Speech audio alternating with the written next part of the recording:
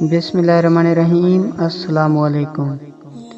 ایک بچے کو اپنے باپ سے بڑی محبت تھی۔ اتفاق سے اس کا باپ انتقال کر گیا اور جب اس کا جنازہ جا رہا تھا تو وہ لڑکا بھی جنازے کے ساتھ چل دیا۔ رو رو کر لڑکے کا برا حال ہو رہا تھا، بڑی چیخو پکار کرتا جا رہا تھا اور کہتا تھا، اے میرے پیارے ابا، آخر یہ لوگ تجھے کہاں لے جا رہے ہیں؟ یہ تجھے مٹی کے نیچے دبانے کے لیے جا رہے ہیں۔ اے میرے ابا، یہ لوگ تنگ و تکلیف دہ گھر میں لے جائیں گے۔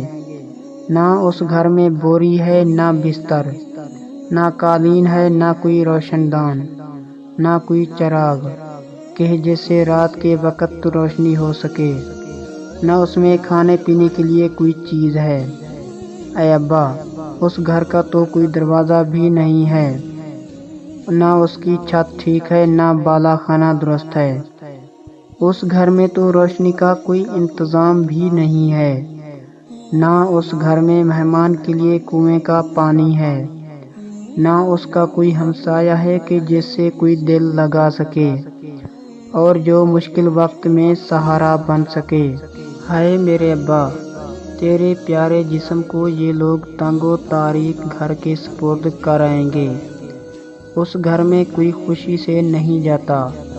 غرض یہ کہ وہ لڑکا اپنے باپ کی جدائی میں رو رو کر اپنا برا حال کر رہا تھا اور ساتھ ساتھ قبر کے اوصاف بھی گنتا جا رہا تھا اور دونوں آنکھوں سے خون کے آنسو بہاتا تھا۔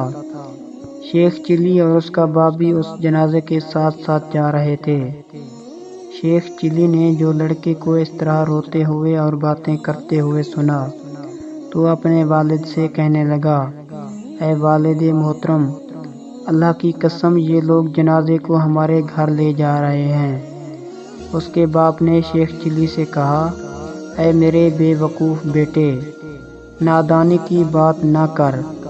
شیخ چلی بولا، اے ابا، تو اس لڑکے سے علامتیں تو سن۔ اس نے جو نشانیاں بتائی ہیں وہ سب ہمارے ہی گھر کی ہیں۔ شیخ چلی کا جواب سن کر اس کا باپ بیچارہ چپ ہو گیا۔